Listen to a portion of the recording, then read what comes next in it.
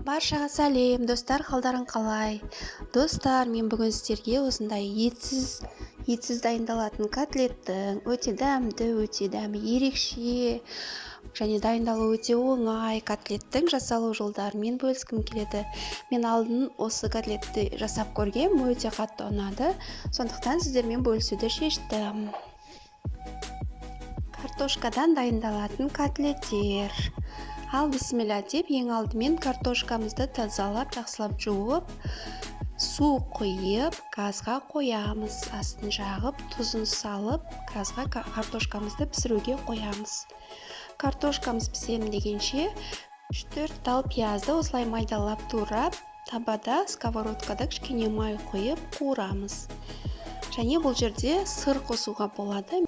Менде кішкене желінбей тұрған кішкене сыр болған, соны турап осылай қуырылып жатқан пияздың үстіне салып қосып жіберемін.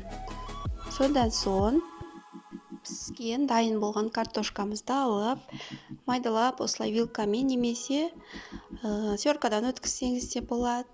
Немесе картошка езетіндеріңіз болса, сонымен езіп аласыздар.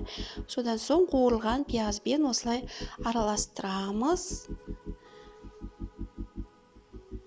Жақсылап араластырамыз, тұз бұрыш дәмдеуіштерін саламыз. Міне осындай котлет жасаған кезде өте ыңғайлы, ешқандай ұнырап кетпейді, ешқандай жыртылмайды, өте әдемі болып шығады. Міне біз котлеттерімізді дайындап алдық.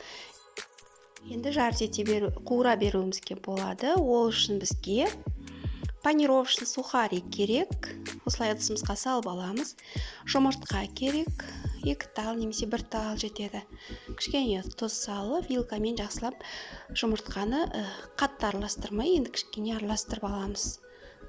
Осылай кішкене араластырамыз. Содан соң қызып тұрған табамыздағы майға бірінші котлеттерімізді жұмыртқаға салып, содан соң панировочный сухарикқа салып, екі жағын бірдей етіп аунатып, оны бірінші жұмыртқаға саламыз. Содан соң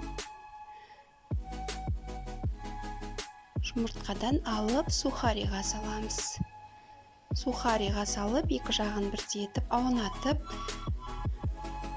содан соң қызып тұрған майымызға салып қуырамыз.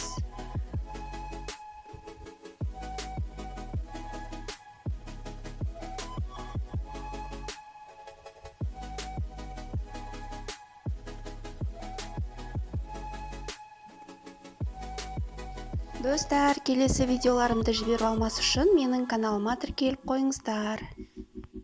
Және де мен түсініксіз түсіндіріп жатқан болсам, дұрыстап көрсетпей жатқан болсам, оны да комментарийге айта кетіңіздер. Сухариға жақсылап аунатып, майымызға қуырамыз. Міне осындай етіп, екі жағын бірдей етіп қуырамыз.